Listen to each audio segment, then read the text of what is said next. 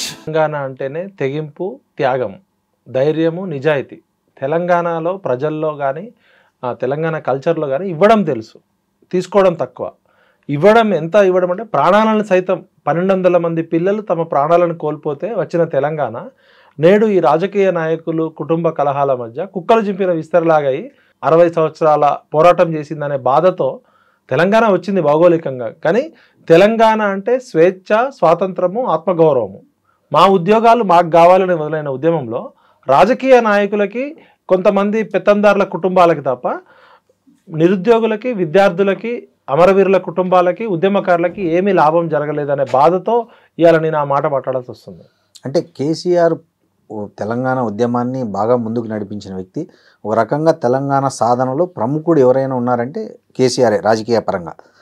అలాంటి వ్యక్తి 10 సంవత్సరాలు పరిపాలించిన తర్వాత కూడా మీరు ఈ మాటలు మాట్లాడుతున్నారు. ఎట్లా అంటే 10 ఏళ్ల పాలన వైఫల్యం చెందింది అనుకుంటా అంటారా మీరు? కేసీఆర్ మీరు మంచి ప్రశ్న అడిగారు. టంకశాల అశోక్ గారు వార్తా పేపర్లో ఉద్యమం జరుగుతున్నప్పుడు ఒక ఆర్టికల్ రాశారు. ఓకే, తెలంగాణ సమాజము తన అస్తిత్వానికి, అస్మితకు, తెలంగాణ క్యారెక్టర్కి తగ్గ రాజకీయ నాయకత్వాన్ని ఎంచుకోవడంలో పదే విఫలమవుతుంది. 52 ముల్కీ ఉద్యమంలో ప్రజలు త్యాగాలు చేశారు, రాజకీయ నాయకులు బ్రోకర్లు అయ్యారు. 69 ఉద్యమంలో 379 మంది విద్యార్థులు ఆర్మీతో కొట్లాడి చనిపోయారు, 1000 మంది అడవుల్లోకి వెళ్ళారు.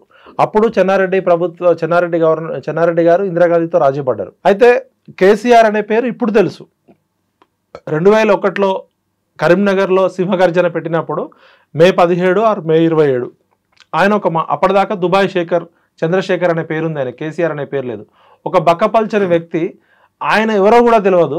ఆయన ఎన్టీఆర్ లాగా అందగాడు కాదు, రాముడు కాదు, కృష్ణుడు కాదు, ఆజాన్ బావుడు కాదు, స్వాతంత్ర సమరయోధుల కుటుంబం కాదు, అపర మేధావి కాదు. ఒక మామూలు బక్కపల్చని ఎమ్మెల్యే తెలంగాణ పేరుతో ఒక మీటింగ్ పెడితే లక్షల మంది ప్రజలు ఎందుకు వచ్చారంటే 69 తెలంగాణ ఉద్యమకారులు, ఈ లెఫ్ట్ పార్టీలు, తెలంగాణ ప్రజా సంఘాలంతా నిర్మించిన చైతన్యంతో ఆయన ఏమంటారంటే, నేను నా ముసల్ది మియా और బీబీ మేమిద్దరం ఇక్కడ ఉన్నాం, మాకు పావుసేరు బియ్యం పెట్టుకుంటే సరిపోతుంది, నా కొడుకు కూతురు అమెరికాలో అద్భుతంగా సెటిల్ అయ్యారు, నేను ఎటువంటి పదవులు తీసుకోను, తెలంగాణ రాష్ట్రానికి కాపలా కుక్కలాగా, వాచ్ డాగ్ లాగా ఉంటా, తెలంగాణ ప్రజలు ఇప్పటికే చాలా నష్టపోయారు, కాబట్టి తెలంగాణ ప్రజల ఆత్మగౌరవం కోసం, తెలంగాణ ప్రజల స్వేచ్ఛ కోసం, స్వాతంత్రం కోసం నా ఊపిరి ఉన్నంత వరకు నేను కొట్లాడతా అని చెప్పి నమ్మించిండు.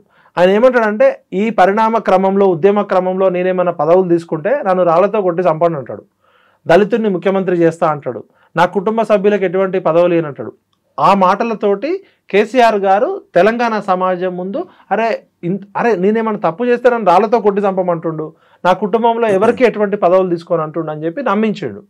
అయితే దురదృష్టవశాత్తు తెలంగాణ ప్రజల మంచితనాన్ని, అమాయకత్వాన్ని, ఆవేశాన్ని అడ్డం పెట్టుకొని 2001లో అట్లా మాట్లాడిన కేసీఆర్ 2004 ఎలక్షన్స్లో కాంగ్రెస్ పార్టీతో పొత్తు పెట్టుకొని తెలంగాణ రాకముందే కేంద్ర మంత్రి పదవి తీసుకున్నాడు. ఆ మంత్రి పదవి కూడా ఫస్ట్ షిప్పింగ్ శాఖ తీసుకున్నాడు. తెలంగాణలో సముద్రం లేవు, ఓడర్ రేవులు లేవు. మరి ఆ షిప్పింగ్ శాఖ వల్ల వాళ్ళు ఇచ్చినా కూడా ప్రయారిటీ తెలంగాణకు ఉపయోగపడాలి కదా. ఇప్పుడు ఓడర్ రేవులు, షిప్పింగ్ దేశంలో ఉంది, తర్వాత కార్మిక శాఖ మంత్రి అది వేరు. నేను ఏమంటున్నా అంటే అసలు ఎందుకు తీసుకోవాల్సి వచ్చింది అంటే, నువ్వు అన్నావు కదా ఎటువంటి మంత్రి పదవులు తీసుకోవాలని. మరి 2006-7లో హరీష్ రావు గారికి ఏమో ఎమ్మెల్యే కాకుండానే మంత్రి పదవి ఇచ్చిండు మేనల్లుడికి. 4 మంత్రి పదవులు తీసుకున్నారు, అదైపోయిందా. సెకండ్, నా కొడుకు కూతురు అమెరికాలో ఉన్నారు, వారు రాజకీయాల్లోకి రానని చెప్పిన కేసీఆర్ గారు కొడుకుని తీసుకొచ్చిండు, కూతురుని తీసుకొచ్చిండు. కొడుకుకేమో సిరిసిల్లలో కేకే మహేందర్ రెడ్డి అని మా అన్న ఉద్యమంలో తన జీవితం అంతా కోల్పోయి ఆస్తులు అమ్ముకొని ఎమ్మెల్యేగా గెలవబోతున్న కేకే మహేందర్ రెడ్డి గారి టికెట్ కొడుకుకి ఇచ్చాడు. అవును. కూతురుకేమో తెలంగాణ జాగృతి అనే సంస్థ పెట్టించిండు, తెలంగాణ బతుకమ్మ పేరుతో ఆమెను పాపులర్ చేసిండు. తర్వాత కొడుకును మంత్రి చేసిండు, కూతురుని ఎంపీ చేసిండు, మేనల్లుడు మంత్రి అయిండు. ఆయనకి మందుగోళీలు ఇచ్చే సడకుడు కొడుకు సంతోష్రావు రాజ్యసభ అయిండు, ఆయన బంధువు వినోద్రావు ఎంపీ అయిండు. తెలంగాణ ప్రభుత్వం రాకముందు ఇన్ని పదవులు తీసుకున్నారు. తెలంగాణ ప్రభుత్వం వచ్చినాక మొత్తం 17 మంత్రి పదవులు ముఖ్యమంత్రితో ఉంటే కేసీఆర్ గారు ముఖ్యమంత్రి, కేసీఆర్ గారి కొడుకు మంత్రి కేటీఆర్ గారు, కేసీఆర్ గారి మేనల్లుడు హరీష్ రావు గారు మంత్రి, ముగ్గురు. వాళ్ళ బంధువు దయాకర్ రావు గారు మంత్రి, జూపల్లి కృష్ణారావు గారు వెలమ సామాజిక వర్గం. ఉన్న 17లో 0.1% ఉన్న వెలమ దొరలకి 5 మంత్రి పదవులు ఇచ్చిండు. 6 రెడ్లకి పదవులు ఇచ్చిండు, అంటే 11. 50 to 60% ఉన్న బీసీలకి సరైన ప్రాతినిధ్యం ఇవ్వలే, మహిళలకు ఒక్క మంత్రి పదవి కూడా ఇవ్వలే. ఫస్ట్ క్యాబినెట్ లో మహిళలు లేరు. 5% ఉన్న రెడ్లకి 6 మంత్రి పదవులు ఇచ్చిండు. 0.1% ఉన్న వెలమదొరలకి ఆయన కొడుకు, ఆయన కూతురు, ఆయన మేనల్లుడితో పాటు ఇంకో 2 వెలమదొరలకి ఇచ్చి 5 మంత్రి పదవులు ఇచ్చిండు. మరి అప్పుడు సామాజిక తెలంగాణ అనే అంశం మీకు ఎందుకు గుర్తురాలే కవితక్క? ఆ రోజు తెలంగాణ అనేది ఎస్సీ ఎస్టీ బీసీలు ఎక్కువ మంది ఉన్నారు. శ్రీకృష్ణ కమిషన్ రిపోర్ట్లో స్పష్టంగా చెప్పింది, ఇక్కడ ఉన్న వెలమదొరలు, ఇక్కడ ఉన్న రెడ్డి పెత్తందారుల చేతిలో మెజారిటీ ఎస్సీ ఎస్టీ బీసీ ప్రజలు పేదోళ్ళు ఉన్నారు. తెలంగాణ ఏర్పడితే డీసెంట్రలైజ్ చేసేది, కింది కులాలకు కూడా పాలనలో భాగస్వామ్యం వస్తుందని చెప్పింది. తెలంగాణ పేరుతో మీరు దళితుడిని ముఖ్యమంత్రి చేస్తా అని దగా చేసింది మీ నాన్ననే. ఉప ముఖ్యమంత్రి చేశాడుగా, దళితుడిని ముఖ్యమంత్రి చేస్తా అని చెప్పాడు ఆయన. ఉప ముఖ్యమంత్రి చేస్తా అని చెప్పాడు ఆయన. చెప్పింది దళితుడిని ముఖ్యమంత్రి చేస్తా అన్నాడు. మరి ఏ రోజన్నా కవిత గారు daddy, oh my dear daddy, దళితుడిని ముఖ్యమంత్రి చేస్తా అని దగా చేసింది ఎవరు? 1200 మంది ఒక్క రక్త బొట్టు చిందకుండా తెలంగాణ తీసుకొస్తా అని చెప్పిన ఓ డాడీ, 1200 పిల్లలు ఎందుకు చచ్చిపోయారు డాడీ అని అడిగినవా కవితక్క? ఆమెకు పదవి ఉంది కదా. ఇప్పుడు పదవులు ఉన్నప్పుడు పెదాలు మూసుకుంటారు. ఇప్పుడు శ్రీశ్రీ గారు ఏమంటారు, ప్రపంచం దుఃఖం అంతా శ్రీశ్రీ గారి దుఃఖం, కృష్ణశాస్త్రి గారి బాధ అంతా ప్రపంచ బాధ అన్నట్టు. ఇప్పుడు కవిత గారికి ఆస్తి పంపకమో, వాటాల కొట్లాటనో, అవమానమో ఏదో జరిగి ఇప్పుడు ఆమె వచ్చి ఇవన్నీ మాట్లాడుతుంది. తను ఇప్పుడు కూడా ఎమ్మెల్సీ ఉంది కదా, అట్లా అనుకుంటే పదవి ఇప్పుడు కూడా తను ఎమ్మెల్సీగా ఉంది. ఆమె ఏమనుకుంటుంది, ఆమె స్థాయి పార్టీ వర్కింగ్ ప్రెసిడెంట్, లేకపోతే రేపు రాబోయే అధికారంలో ముఖ్యమంత్రి పదవి.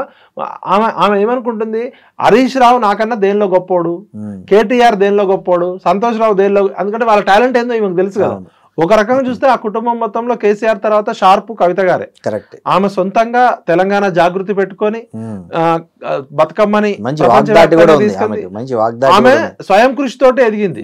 ఇప్పుడు ఏ మాటకు ఆ మాట చెప్పాలి. ఆమె 2006-7లో నాకు పరిచయం అయినప్పుడు ఒక టీవీ ఛానల్ పేపర్ పెడతా అని చెప్పి నా దగ్గరకు వచ్చినప్పుడు ఆమె ఒక ప్రయోగం చేసినప్పుడు కొన్నేళ్లకే తుమ్మేటి రఘుత్తమ్ రెడ్డి గారిని ఒక ఎడిటర్ ఉండే, మన అల్లం రాజయ్య గారు, అల్లం నారాయణ గారి బ్రదర్ అల్లం రాజయ్య గారు గౌరవ సలహాదారులు గారు ఉండే, కొంతమంది టీం తోటి మేము ఒక తెలంగాణ టుడే అనే పేపర్ నా పేరుతోటే ఉండే.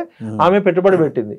ఒక 2-3 నెలలు కాగానే కవిత గారు పిలిచి కళ్ళెమ్మటి నీళ్లు పెట్టుకొని మా మెయిన్ అకౌంట్ నుంచి నాకు లింక్ కట్ చేసిర్రు, ఈ మీడియా ప్రాజెక్ట్ ఆపేయమంటున్నారు.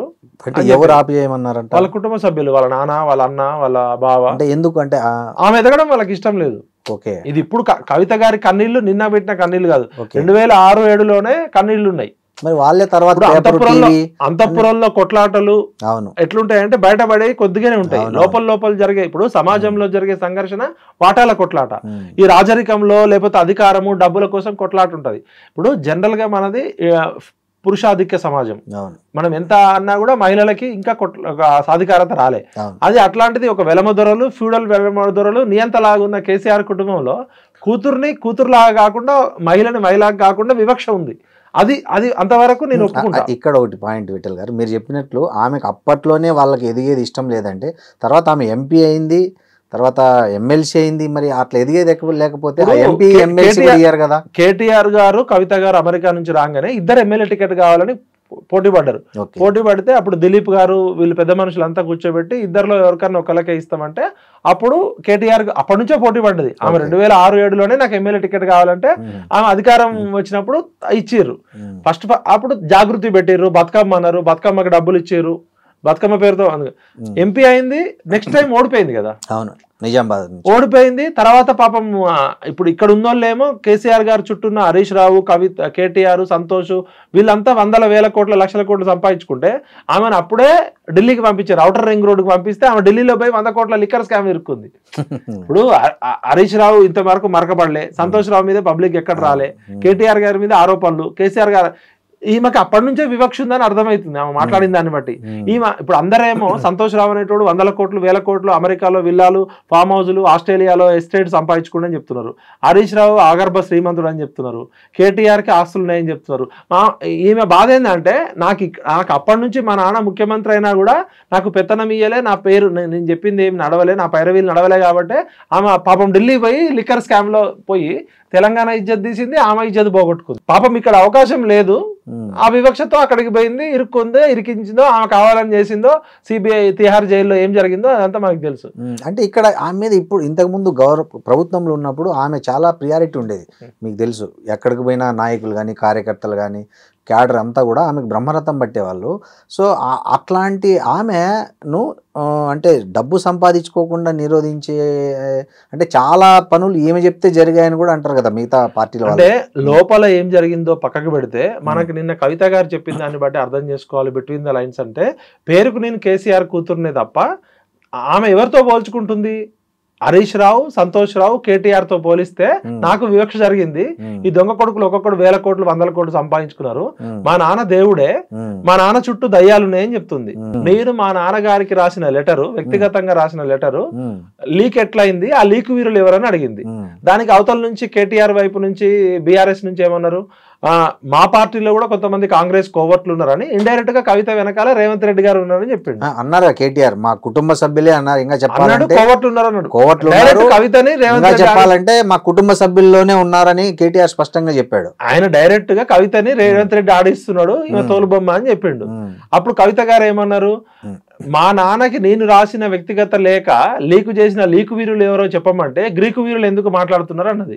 ఒక ఆయన నల్లగొండ జిల్లా ఆయన 3 అడుగులు ఉండే లిల్లిపుట్టు, ఆయన కూడా మాట్లాడుతుండు, ఆయనకేం తెలుసు అది ఇది అని మాట్లాడింది. ఆయన ఏమన్నాడు, నువ్వు 2001లో ఎక్కడున్నావు నేను ఉద్యమాలు చేసినప్పుడు? జగదీశ్వర్ రెడ్డి గారు ధీటుగా సమాధానం చెప్పారు. సెకండ్ అది అయిపోయింది. జగదీశ్వర్ రెడ్డి గారిని లిల్లిపుట్ అన్నది, వాళ్ళ అన్నని గ్రీకు వీరుడు అన్నది, వాళ్ళ ఇంకో అన్నని లీకు వీరుడు అన్నది. తర్వాత ఏమన్నది, కార్తీక్ రెడ్డి గారిని పెద్దవాళ్ళ మధ్యలో నువ్వెందుకు వస్తున్నావు బాబు, చిన్న బాబు, నువ్వు లాలీపాప్ చీక్కుండా కూర్చోకుండా పిప్పర్మెంట్ తినే వయసు నీది, నువ్వు పెద్దవాళ్ళ గొడవలోకి రాగానే కార్తీక్ రెడ్డిని అన్నది. ఇది అయిపోయినాక వాళ్ళ నాన్నని మాత్రం దేవుడు అన్నది. ఈ దయ్యాల పేర్లు చెప్పలే. సెకండ్ వచ్చేసి లేటెస్ట్ గా ఏమన్నది, లిల్లిపుట్టు 3 అడుగుల లిల్లిపుట్టు అని అవమానించి ఇప్పుడు 6 అడుగుల బుల్లెట్ ఉంది కదా, ఆయన అసలు దొంగ మా దొంగ బావ హరీష్ రావు. ఈ తన్నీరు హరీష్ రావు అనేటోడు పైకి కనపడతాడు ట్రబుల్ షూటరు, లోపల వీడు పెద్ద బబుల్ షూటరు, వీడిని పట్టుకొని తనండి, తన్నీరు హరీష్ రావు అనే మా దొంగ బావని పట్టుకొని తనండి అని చెప్తుంది. మా ఇంకో అన్న రాజ్యసభ సభ్యుడు ఉన్నాడు, గోళీలు అందించే గోళీరావు ఉన్నాడు కదా, ఈయన ఇప్పుడు కేసీఆర్ అనేట ఆయన ఒక మోనార్కు, ఒక కోనార్కు, ఒక సీతయ్య టైపు. ఒకసారి కవిత గారితో నేను మాట్లాడుతూ కవిత గారు చెప్తుండే, మా నాన్న సీతయ్య టైపు, ఎవరు మాట వినరు అన్నది. కొన్ని రోజులు అయినాక సీతయ్య మాట కూడా ఎవరు వినరు అన్న. ఇవాళ కేసీఆర్ అనేట ఆయన తెలంగాణ సమాజంలో ఒక బాహుబలి లాగా 4 కోట్ల మందికి నాయకుడు ఉన్న కేసీఆర్ గారిని ఒక హరీష్ రావు, ఒక సంతోష్ రావు చేతిలో బందీ అయిపోయిందంటే కేసీఆర్ గారు డమ్మీ అయిపోయిందని చెప్తుందా కవిత, లేదా కేసీఆర్ గారికి ఏం తెలియదని చెప్తుందా? కేసీఆర్ ను వాళ్ళు మభ్య పెడుతున్నారు అని చెప్తుంది, వాస్తవాలు తెలియకుండా. అంటే మరి ఇన్ని రోజులు మభ్య పెడితే మభ్యపడేటోడు ఈయనేం నాయకుడు అవుతాడు? ఈయన డమ్మి నాయకుడే కదా. ఇప్పుడు 4 కోట్ల ప్రజలకి ఒక బాహుబలి లాగున్న కేసీఆర్ ఉట్టి పైకి ఏదో మన ఆలీ ఈయనక ఏదో సినిమాలో బెలూన్లు పెట్టుకొని 6 ప్యాక్ కనపడ్డట్టు మా నాన్న డమ్మి, మా నాన్న హరీష్ రావు చేతిలో తోలుబొమ్మ అయిపోయాడు. కేసీఆర్ గారు ఒకళ్ళు చెప్తే వినే టైపా? ఆయన సొంత భార్య చెప్తేనే వినడు. కవిత గారు చెప్పారు, మా నాన్న ఎవరు చెప్పి వినడు, ఆయనకు నచ్చింది చేస్తాడు. 6 గంటల తర్వాత మా నాన్న రూమ్ లోకి పోవాలంటేనే మేము భయపడతాం అంటారు. ఇప్పటికి కూడా ఇన్నయ్య గారు చాలా సార్లు చెప్తారు, కేటీఆర్ అయినా, కేసీఆర్ అయినా, హరీష్ అయినా, సంతోష్ అయినా కేసీఆర్ గారు చెప్పింది చేయాల్సిందే తప్ప ఆయనని ఇన్ఫ్లుయెన్స్ చేసే దశలో ఉన్నారని అనుకుంటే మరి కేసీఆర్ గారు 10 సంవత్సరాలు ముఖ్యమంత్రిగా ఉండి హరీష్ రావు, సంతోష్ రావు పెత్తనం చేసిందంటే ఆమె చెప్పింది ఒక విషయమే. మరి కేసీఆర్ గారిని బందీ చేసి ఇంకా ఎన్ని వేల కోట్ల, ఎన్ని లక్షల కోట్ల స్కాములు చేసారో అవన్నీ బయట పెట్టాలంటున్నా.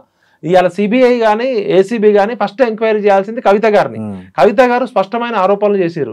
మా నాన్న మంచోడు, మా నాన్న దేవుడు, మా నాన్న శుద్ధపూస, మా నాన్న వెదపూస, మా అన్నకి ఏం తెలియదు, మా అన్నకి హీరోయిన్లను పరిచయం చేసింది సంతోష్ రావు, సమంతాని, రకుల్ ప్రీత్ని, పార్వతీ మిల్టన్ని, పాపం మా అన్నకు కూడా ఏం తెలియదు, వీళ్ళిద్దరు చేతిలో బందీ అయిపోయారు, నానా జాగ్రత్త. నిన్న మా సంతోష్ రావు అనేటోడు గ్రీన్ ఛాలెంజ్ పేరుతో మా నాన్న హరితారం పేరుతో 230 కోట్ల మొక్కలు పెట్టి మంచిగా చేయాలనుకుంటే దానిలో కూడా స్కామ్ చేసిండు. ఇప్పుడు ఇంకోటి సార్, ఆమె అధికారంలో ఉన్నప్పుడే ఈ మొత్తం అవినీతి అంతా జరిగింది. కవిత ఏమైతే ఇప్పుడు ఆరోపిస్తున్నారో, నిన్న ప్రెస్ మీట్ పెట్టి కానీ అంతకు ముందు కానీ మా నాన్న చుట్టూ ఉన్న వాళ్ళు అవినీతి చేస్తున్నారని, 10 ఏళ్ళు అధికారంలో ఉన్నప్పుడు జరిగిన అవినీతిని ఆమె దగ్గర ఇంత గ్యాప్ తీసుకొని, ప్రతిపక్షంలో వచ్చి కూడా దగ్గర 1.5 year దాటిపోయింది, ఇంత గ్యాప్ తీసుకుని స్పెసిఫిక్గా వాళ్ళను టార్గెట్ చేయడం వెనక ఆమె సొంత ఎజెండా ఏమన్నా ఉందంటారా కవితకి? ఇప్పుడు మీరు వ్యవసాయ కుటుంబం నుంచి వచ్చారు, నేను వ్యవసాయ కుటుంబం, మేము కూడా వ్యవసాయ కుటుంబం నుంచి వచ్చినాం. మా నాయనమ్మ ఒకసారి చిన్నప్పుడు ఏడుస్తుండే, బర్రె చచ్చినాక పాడి బయటపడుతుందని ఒక నానుడు ఉంది, ఒక సామెత. ఇప్పుడు బర్రె ఉన్నప్పుడు మీ బర్రె ఎన్ని లీటర్లు పాలు ఇస్తుంది అంటే అది 4 లీటర్లు ఇస్తే 2 లీటర్లు అని చెప్తారు, సాయంత్రం 1 లీటర్.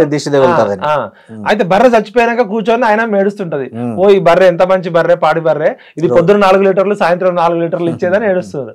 ఎప్పుడైనా రాజకీయ పార్టీలలో అధికారం ఉన్నప్పుడు బయటకు రావు, అధికారం కోల్పోయినాక ఈ పాపపు సొమ్ము తినేయన్ని, అది పాపపు సొమ్ము తిన్నోళ్ళకు ఉండే స్వభావము. ఇప్పుడు నరం మీద పుండుంది అనుకో, అది సలసలసల ఆగుతుంటది. నరం మీద పుండున్న మనిషి ఒక దగ్గర కూర్చోలేడు. కవిత గారికి తెలంగాణ సమాజం ఇప్పటికైనా కృతజ్ఞత చెప్పాలి. ఆమె చాలా విచిత్రమైన విషయాలు చెప్పింది. నవీన్ రావు అనే ఒక ఎమ్మెల్సీ, వాడు మొత్తం తెలంగాణ హైదరాబాద్ చుట్టూన్న భూములు మింగిన భూబకాసురుడు అని చెప్పింది. భూములు మింగిన భూబకాసురులు ఉన్నారు, గుట్టలు మింగిన గుండాగాలు ఉన్నారు, కొండలు మింగిన ఆనకొండలు ఉన్నారు, గ్రానైట్ గుట్టలు మింగిన వాళ్ళు ఉన్నారు, కరీంనగర్ గుట్టలు మింగిన వాళ్ళు ఉన్నారు, సింగరేణి బొగ్గు మింగిన వాళ్ళు ఉన్నారు. ఆమె ఒక నవీన్ రావు పేరు చెప్పింది. పోచంపల్లి శ్రీనివాసరెడ్డి అనే ఎమ్మెల్సీ 100 కోట్ల 1000 కోట్ల విల్లాలు కట్టుకుంటున్నాడు, తినడానికి గతి లేని ఒక మధ్యతరగతి కుటుంబం నుంచి వచ్చినోడు ఇలా శ్రీమంతుడు అయిపోయాడు, ఆగర్భ శ్రీమంతుడు. ఎక్కడో మెగా శ్రీనివాసరెడ్డితో కలిసి మోకిల్లాలో 750 కోట్ల విల్లాలు చేస్తాడని చెప్పాలా. రేపు పొద్దున కవితక్క ఆ విల్లాల దగ్గర కూర్చొని అన్ని అమరవీరుల కుటుంబాలకు పంచాలని చెప్పాలా. ఆ 750 విల్లాలు ఒక్కొక్క విల్లా ఒక్కొక్క అమరవీరుల కుటుంబాలకి పంచమని అమర దీక్ష కూర్చోవాలి. నేను కూడా అక్కడికి వస్తా, తెలంగాణ ఉద్యమకారులంతా అక్కడికి పోదాం. కవితక్క నేను డిమాండ్ చేస్తున్నా, అక్క పోచంపల్లి శ్రీనివాసరెడ్డి అనేటోడు అక్రమంగా సంపాదించిన విల్లాలు ఏమవుతున్నాయో అవన్నీ ఉద్యమకారుల కుటుంబాలకు పంచుదాం రా. అదే విధంగా ఆమె ఏమన్నది, ఆయన పల్లా రాజేశ్వర రెడ్డి నాకు చెప్పిండు చాలా విషయాలు అని చెప్పింది. ఇంకోటి కోట్ చేసారు. అదే విధంగా టిఆర్ఎస్ అధికారంలో ఉన్నప్పుడు బీఆర్ఎస్ అధికారం ఉన్న 10 ఏళ్లలో ప్రజల సొమ్ము పందికొక్కులాగా మింగినని చెప్పారు. ఆమె ఇంకేమన్నది, నేరేళ్లలో దళితుల్ని ఇసుక లారీలతో తొక్కిచ్చిర్రు, దానికి అడ్డుకున్న నేరేళ్ల బాధితుల్ని ఎస్సీ ఎస్టీ బీసీ పేద వాళ్ళని 8 మందిని 3rd డిగ్రీ పెట్టి ఒక ఐపీఎస్ ఆఫీసర్ తోటి కరెంటు షాకులు పెట్టి వాళ్ళ ప్రైవేట్ పార్ట్స్ లలో కూడా ఇబ్బంది పెట్టి వాళ్ళని సంసారానికి పనికి రాకుండా చేశారని మీరా కుమార్ కూడా వచ్చింది. మరి అప్పుడే కవితక్క చెప్పొచ్చు కదా. ఇప్పుడు ఏమంటుంది, అది కేటీఆర్ అకౌంట్ లో వేసిండు, సంతోష్ రావు ముఖ్యమంత్రి ఆఫీస్ నుంచి ఫోన్లు చేసి పోలీసు వాళ్ళతో కొట్టించిండు అని చెప్పింది. మరి ఆ విషయం అప్పుడే చెప్పొచ్చు కదా. ఇప్పుడు మీ అన్న పేరు వచ్చినందుకు నువ్వు బాధపడుతున్నావా, నేరెళ్ళ బాధితుల బాధపడుతున్నావా? నువ్వు నిజంగా ఒక నాయకురాలు అయితే నేరెళ్ళ బాధితులకు అన్యాయం జరిగింది, వాళ్ళని ఎప్పుడన్నా పరామర్శించినవా? పాపం మీకు అన్యాయం జరిగింది, చేసింది మా అన్న కాదు, ఆ సంతోష్ రావు అనే దుర్మార్గుడు, దా పోరాడడం దాని ఇప్పుడు అన్నావా? అంటే నీకు అన్యాయం జరిగితే తెలంగాణకు అన్యాయం జరిగినట్టు. 1200 మంది అమరవీరుల కుటుంబాలు ఎప్పుడు సందర్శించలేను.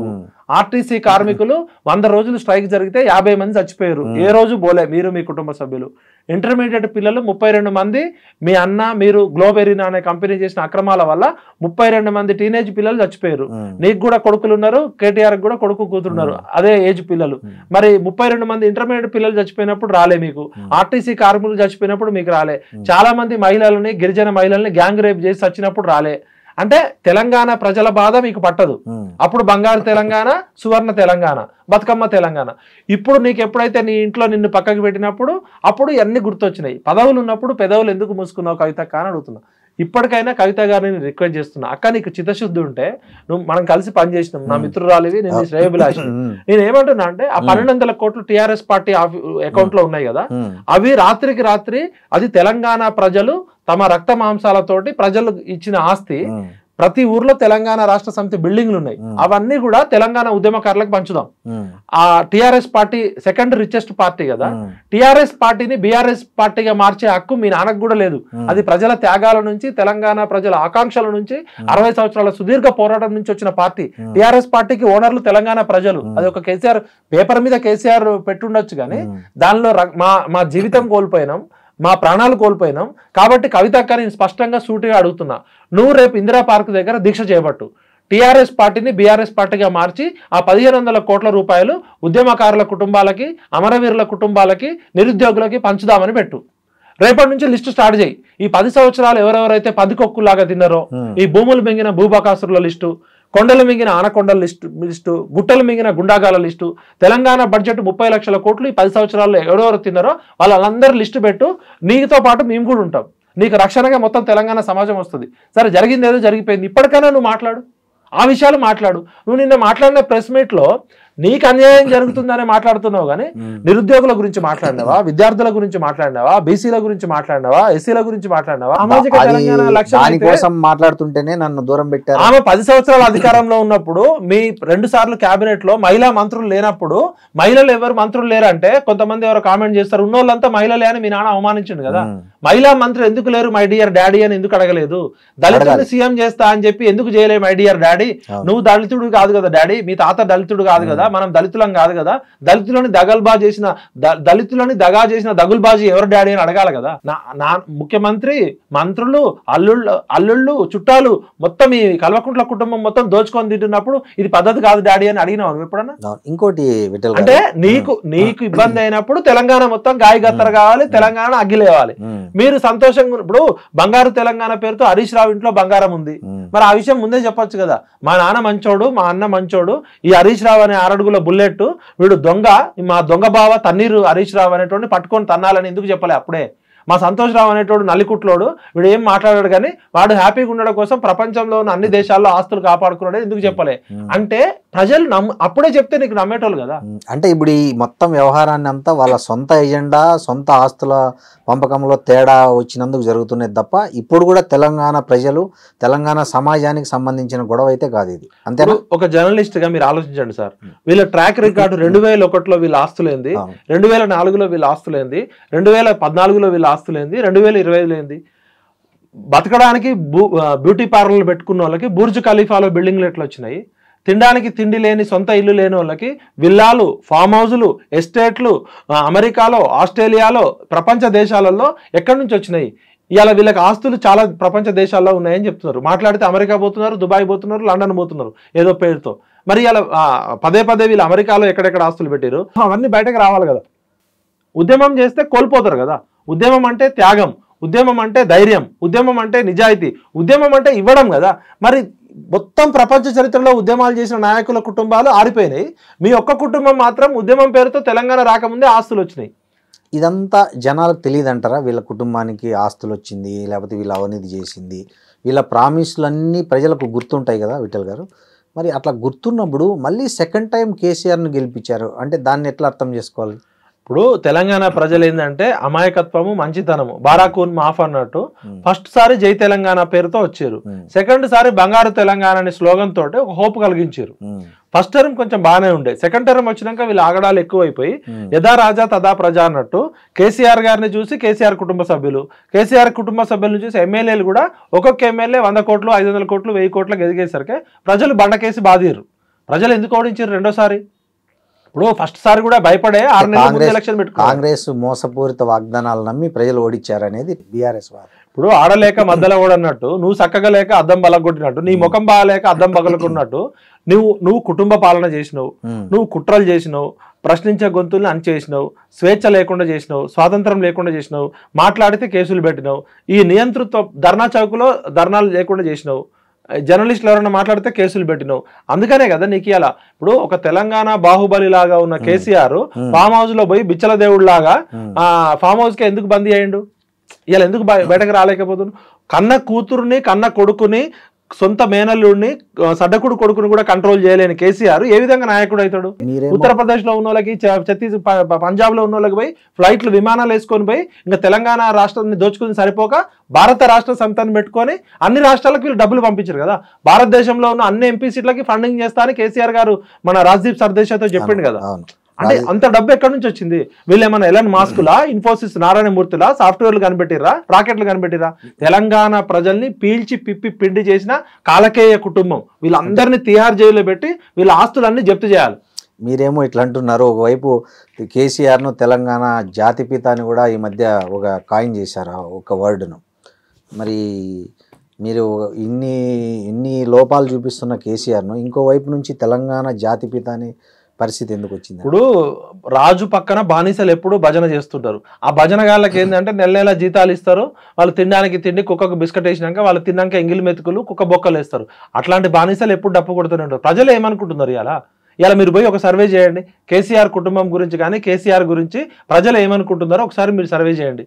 వీళ్ళ గతంలో 2001లో ఆస్తులేంది, వీళ్ళు ఏమైనా 100 ఎకరాలు అమ్మిర్రా, వీళ్ళ ఇంట్లో బంగారం అమ్మిర్రా, వీళ్ళ ఇంట్లో ఎవరైనా చచ్చిర్రా, వీళ్ళు ఎవరైనా జైలుకు పోయారా? కేసీఆర్ కుటుంబం మొత్తంలో వారం రోజులకు మించి జైల్లో ఉన్నాడు ఎవరు లేడు. ఏదో ఖమ్మం జైల్లో ఒక రోజు కేసీఆర్ గారు 2 రోజులు పెట్టగానే దీక్ష చేసి ఆయన చావు నోట్లోకి పోయి వచ్చాక కదా తెలంగాణ వచ్చింది. అంటే చావు నోట్లోకి పోయినోడు ఎవడన్నా వచ్చే సంజీవని ఏమైనా మింగిండి ఆయన? ఇవన్నీ డ్రామాలండి. పిల్లలు చచ్చిపోయారు కదా, ఆయన చావు నోట్లోకి పోయి వచ్చి బయటకు వచ్చి 2 సార్లు ముఖ్యమంత్రి అయ్యిండు, లక్షల కోట్లు సంపాదించుకుంటూ. మరి చచ్చిపోయిన 1200 మంది గొప్పోళ్ళ, చావు నోట్లో తలబెట్టినోడు గొప్పోడా? ఇప్పుడు మీరు కేసీఆర్ 10 ఏళ్ల పాలన చూశారు, ప్రస్తుతం రేవంత్ రెడ్డి 1.5 సంవత్సరం పాలన. ఇద్దరిలో ఏమన్నా వ్యత్యాసం ఉందా, లేకపోతే ఏంటి, ఏమంటారు ఇద్దరు? ఇప్పుడు కేసీఆర్ గారు అధికారం చేపట్టినప్పుడు 2014లో తెలంగాణ ధనిక రాష్ట్రం. కేసీఆర్ గారు 2024లో రేవంత్ రెడ్డి గారికి చేతికి ఇచ్చేటప్పుడు తెలంగాణ అప్పుల కుప్పైంది. 4 లక్షల కోట్లేమో ఎఫ్ఆర్బిఎం పరిధి లోబడి చేసిన అప్పులు, ఎఫ్ఆర్బిఎం పరిధికి మించి 32 కార్పొరేషన్లు పెట్టి ఒక 3 లక్షల కోట్లు చేశారు. అంటే 7 లక్షల కోట్ల అప్పుల కుప్ప చేసి అడుక్కోనే బొచ్చ, మన ఈ జల్లడి ఉంటది కదా, ఆ బొచ్చకు కూడా జల్లడే, దానిలో ఎన్ని నీళ్లు పోసినా కింద పడిపోతాయి. ఇప్పుడు అంగన్వాడీ గుడ్లకి డబ్బులకి జీతాలు ఇవ్వలేని పరిస్థితి కేసీఆర్ గారు ఆ సెకండ్ టర్మ్ ఎండింగ్ లో. నెల జీతాలకు డబ్బులు లేని పరిస్థితి. అంటే కుక్కల జింపను విస్తర చేసి అంత ఆగం చేసి కచరా పాలన చేసిండు, అప్పుల కుప్ప చేసిండు అనే రేవంత్ రెడ్డి గారిని ముఖ్యమంత్రి చేశారు. రేవంత్ రెడ్డి గారి పరిస్థితి ఆపరేషన్ సక్సెస్ పేషెంట్ డెడ్ లాగా, ఎంత చేసినా డబ్బులు ఎక్కడ ఉన్నాయి పాపం. ఏ మాటకు ఆ మాట చెప్పాలా. రేవంత్ రెడ్డి కష్టపడుతున్నాడు కానీ ఆయనకి ఏమైతుంది, డబ్బులు లేవు కదా. నాకు అర్థం కాలేదు. ఇప్పుడు కాళేశ్వరం మీద కమిటీ వేశారు, ఆ కమిటీ రిపోర్ట్ ఇచ్చింది. సో ఒక రాష్ట్ర ప్రభుత్వానికి దాని మీద యాక్షన్ తీసుకునే అవకాశం ఉంటుంది. అయినా కూడా రేవంత్ రెడ్డి గారు కాళేశ్వరం మీద సిబిఐకి వెళ్ళడం అంటే, ఒకవైపు మనం చూస్తున్నాం రోజు వాళ్ళ పార్టీ రాహుల్ గాంధీ గారు ప్రతిరోజు మాట్లాడుతున్నారు, సిబిఐ కానీ ఈడీ కానీ ఈసీ కానీ అన్నీ కేంద్రం చేతిలో కీలుబొమ్మలు అని చెప్పి ఆయన ఒకవైపు చెప్తున్న ఈ సందర్భంలో మరి రేవంత్ రెడ్డి కాంగ్రెస్ ముఖ్యమంత్రిగా ఉంటూ ఈ కాళేశ్వరం కేసును సిబిఐకి అప్పగించడం అంటే దాన్ని ఎట్లా అర్థం చేసుకోవాలి? సింపుల్ ఎగ్జాంపుల్ సార్, నేను ఒక జిల్లా ఎస్పీని, మీరు ఒక జిల్లా ఎస్పీ, నేను ఖమ్మం జిల్లా ఎస్పీని, మీరు పక్కన ఉన్న ఆంధ్రప్రదేశ్ లో ఉన్న విజయవాడ ఎస్పీ అనుకుందాం, కృష్ణా జిల్లా ఎస్పీ అనుకుందాం. ఒక పెద్ద దొంగతనం చేసిండు, ప్రపంచంలోనే అతిపెద్ద దొంగతనం జరిగింది, ఏదో గుప్త నిధిలో ఏదో దొంగతనం జరిగింది. నేను రోజు ప్రెస్ మీట్ పెట్టి చెప్తున్నా, ఆ దొంగ నిన్న రాత్రి అక్కడ కనబడ్డాడు మా ఖమ్మం జిల్లా అడవుల్లో, 7 అడుగులు ఉన్నాడు, ఇంత లావు ఉన్నాడు, ఇట్లున్నాడు, మొత్తం ఆయిల్ పూసుకున్నాడు. ఆ దొంగని మేము పట్టుకున్నాం, కొద్ది సిమెంట్ లో పారిపోయాడు, పట్టుకుంటాం, వలయేస్తాం, ఆయన గాల్లో ఎగురుతున్నాడు, నీటిలో తేలుతున్నాడు, మామూలు దొంగ కాదు, అరవీర భయంకరమైన దొంగ అని రోజు ప్రెస్ మీట్ పెడుతున్నా. ఇప్పటికే 2 సంవత్సరాలు డిమాండ్ చేశారు, బండి సంజయ్ గారు డిమాండ్ చేశారు, కిషన్ రెడ్డి గారు డిమాండ్ చేశారు. ఆల్రెడీ మీ దగ్గర నేషనల్ డ్యామ్ సేఫ్టీ అథారిటీ ఇచ్చిన రిపోర్ట్ ఉంది, విజిలెన్స్ కమిషన్ ఇచ్చిన రిపోర్ట్ ఉంది, అనేక ఆరోపణలు ఉన్నాయి. నిన్న స్వయంగా కేసీఆర్ గారి కూతురే కాళేశ్వరంలో అవినీతి జరిగింది, ఈ అవినీతి అంతా మా దొంగ బావ, మా కొంగ బావ తన్నీరు హరీష్ రావు చేసిండు అని చెప్తుంది. మా సంతోష్ రావు, హరీష్ రావు ఇద్దరు పేర్లు చెప్పింది. మీరు ఇమీడియట్ గా కవిత గారిని ఇంట్రాగేషన్ కి పిలవండి, హరీష్ రావుకి నోటీసులు ఇవ్వండి, సంతోష్ రావుకి నోటీసులు ఇవ్వండి. మీరు దయచేసి హోమ్ మినిస్టర్ అమిత్ షా గారిని, బండి సంజయ్ గారిని, కిషన్ రెడ్డి గారిని చేతులెత్తి మొక్కుతున్నా. అమిత్ షా గారు చెప్పారు కల్వకుంట్ల కుటుంబం మొత్తం లక్షల కోట్లకు అవినీతి చేస్తారని, రాహుల్ గాంధీ గారు చెప్పారు. మరి ఇన్ని ప్రూఫ్స్ ఉన్నాక ఇంకా మీరు ఎందుకు తాత్సారం చేస్తారు? గతంలో ఉన్న సిబిఐ సహారా కేసు క్లోజ్ అయిందా? దానిలో కేసీఆర్ గారు నిర్దోష దోష కూడా చెప్పట్లే కదా. ఇప్పుడు 2014లో సిబిఐ ఎంక్వైరీ చేసింది, ఇప్పుడు 11 సంవత్సరాలు అవుతుంది. అంటే సిబిఐకి వచ్చింది ఇప్పటికే 8,000 కేసులు పెండింగ్ ఉన్నాయి అంటున్నారు. మరి కేసు ఎప్పుడు తేలుతుంది? కేసీఆర్ బతుకున్నప్పుడు తేలుతుందా? రిటైర్డ్ ఇంజనీర్లు బతుకున్నప్పుడు తేలుతుందా? లేకపోతే కేసీఆర్ మనవడు వచ్చేదాకా తేలుతుందా? దయచేసి అమిత్ షా గారు ఇమీడియట్ గా ఫాస్ట్ ట్రాక్ కోర్టు పెట్టండి. లేకపోతే బీజేపీ కూడా ఇలా రేవంత్ రెడ్డి మారి మీద అనుమానం వచ్చేసింది, బీజేపీ కూడా కలిసే ఉన్నది అనుకుంటాం. ఇప్పుడు ఒక విచిత్రమైన ఆరోపణలు జరుగుతున్నాయి ఈ తెలంగాణ 3 పార్టీల్లో. బీఆర్ఎస్ ఏమంటుందంటే కాంగ్రెస్ బీజేపీ కుమ్మక్కైంది, అందుకే రేవంత్ రెడ్డి దాన్ని సిబిఐకి ఇచ్చాడు కాబట్టి క్లియర్గా తెలిసిపోతుంది కాంగ్రెస్ బీజేపీ కుమ్మక్కైందని బీఆర్ఎస్ అంటుంది. వేరే కాంగ్రెస్ ఏమంటుందంటే బీజేపీ బీ టీం అంటేనే బీఆర్ఎస్, సో వాళ్ళిద్దరూ కుమ్మక్కయ్యారు అనేది కాంగ్రెస్ నాయకులు. అసలు ఈ కన్ఫ్యూజన్ ఉంది బాగా. అంటే సామాన్య ప్రజలకు, తెలంగాణ ప్రజలకు కానీ ఏ ప్రజలకైనా ఎవరితో కుమ్మక్కయ్యారనే దాంట్లో క్లారిటీ కావాలి. మీరు ఒక జర్నలిస్ట్గా, ఒక విశ్లేషకుడిగా, తెలంగాణ రాజకీయాలను అన్నింటినీ బాగా దగ్గరగా చూస్తున్న వ్యక్తిగా ఇవి ఏది కరెక్ట్ అంటారు? ఇప్పుడు ఇవాళ రాజకీయ పార్టీలన్నీ చెప్పేది ఒకటి, చేసేది ఒకటి. సిద్ధాంతాలేమో ప్రజల కోసం, రాద్ధాంతం అంతా ధనం కోసం. ధనం మూలం ఇదం జగత్తు. ఇలా మెగా కృష్ణారెడ్డి ఇంటి ముందు బానిసల్లాగా, అటెండర్ లాగా తిరిగే రాజకీయ నాయకులు ఎవరో మనకు తెలుసు. మెగా కృష్ణారెడ్డి గారి ఎంగిలి మెతుకుల కోసం అన్ని రాజకీయ పార్టీలు కక్కుర్తి పడుతున్నాయి. దీన్ని బట్టి 3 పార్టీలు పొద్దునేమో ప్రెస్ మీట్లలో టీవీ ఛానళ్లలో అసెంబ్లీలో తిట్టుకుంటాయి, సాయంత్రం కాగానే ముగ్గురు కలిసి మందు విందు చిందు వేసుకుంటూ మెగా కృష్ణారెడ్డి ఇచ్చే సూట్ కేసుల కోసం ఆగబడతాయి. అంటే వెన్నెముక లేని నాయకులని అర్థమవుతుంది. మరి మెగా కృష్ణారెడ్డి పేరు ఎందుకు రావట్లే? ఏ పార్టీ అధికారంలోకి వచ్చినా మెగా కృష్ణారెడ్డి లేకపోతే కొంతమంది కాంట్రాక్టర్ల పేర్లు మాత్రం రావు. ఇప్పుడు రాజకీయ నాయకులే ఇంత కరప్షన్ చేస్తే రాజకీయ నాయకులకి కరప్షన్ ఇచ్చినోడు, డబ్బులు ఇచ్చినోడు, లంచాలు ఇచ్చినోడు వాడెంత కరప్షన్ చేస్తాడు? కింది లెవెల్లో ఒక మామూలు ఇంజనీర్ 400 కోట్లు 200 కోట్లు 1000 కోట్లు దొరికితే కేసీఆర్ ఎంత తిన్నాడు, హరీష్ రావు ఎంత తిన్నాడు, స్మితా సబ్రవాల్ ఎంత తిన్నాడు, రజత్ కుమార్ ఎంత తిన్నారు, సంతోష్ రావు ఎంత తిన్నాడు, కేటీఆర్ ఎంత తిన్నాడు, మెగా కృష్ణారెడ్డి ఎంత తిన్నాడు? ఈ కవితనే నిన్న చెప్పారు కదా, మెగా శ్రీనివాస్ రెడ్డి 750 విల్లాలు కడుతున్నాడు అని. నేను ఏమంటున్నా అంటే సార్, వీళ్ళందరూ కూడా గొంగట్లో కూర్చొని ఎంటికలు ఏరుకుంటున్నారు. అన్ని రాజకీయ మంచోళ్ళు తక్కువ ఉన్నారు. వీళ్ళంతా ఒక ఎమ్మెల్యే గెలవాలంటే 100 కోట్లు, ఒక ఎంపీ గెలవాలంటే 1000 కోట్లు ఖర్చు పెట్టాలని చెప్పి జనం సొమ్ముని పీతిరి గద్దల్లాగా తింటున్నారు, పందికొక్కుల్లాగా తింటున్నారు. కాబట్టి దయచేసి తెలంగాణ ప్రజలారా, ఏ రాజకీయ నాయకుడు వెనకాల ఎవరున్నారో, ఏ రాజకీయ నాయకులను ఎవరు ఆడిస్తున్నారో మనం తెలుసుకోవాలి. బీజేపీ పార్టీ ఏ కేసు ఇచ్చినా కూడా వాషింగ్ పౌడర్ నిర్మా అని అంటదని ఇలా జనంకి తెలుసు. సిబిఐ ఎవరి చేతిలో ఉంది, ఈడీ ఎవరి చేతిలో ఉంది, ఇంటెలిజెన్స్ ఐటీ ఎవరి చేతిలో ఉంది. ఇవన్నీ కూడా నేను ఏమంటున్నా అంటే రాజకీయ నాయకులు చెప్పేది ఒకటి, చేసేది ఒకటి. ఈ స్వతంత్ర భారతదేశ చరిత్రలో 78 సంవత్సరాలు అవుతుంది కదా, ఏ రాజకీయ నాయకుడు అన్న జైల్లో పెట్టి ఆస్తులు జప్తు చేసిన కేసులు ఎన్ని? ఇంతవరకు 1,00,000 కేసులలో ఒకటో రెండో. ఇప్పుడు రాజకీయ నాయకులు ఎట్లా అయిపోయారు కూడా ఎట్లా అంటే ఈ బడుగు బలహీన వర్గాల తక్కువ సంఖ్య అంటే బలం లేని వాళ్ళని సిబు సోరెన్ ఇట్లాంటి వాళ్ళని తప్ప ఈ పెద్ద పెద్ద వాళ్ళని సింపుల్ సార్. రాజకీయ నాయకులు ఎట్లుంటదంటే, మీరు అధికారంలో ఉన్నప్పుడు మీరు అరెస్టులు చేస్తారు, కేసులు ఏం తీసుకోరు. మేము అధికారంలో ఉన్నప్పుడు మీ మీద ఆరోపణలు చేస్తాం కానీ కేసులు పెట్టాం. కేసులు పెట్టి బొక్కలో వేసి ఆస్తులు ఫైనల్ ఒకటి చెప్పండి, మీరు బాగా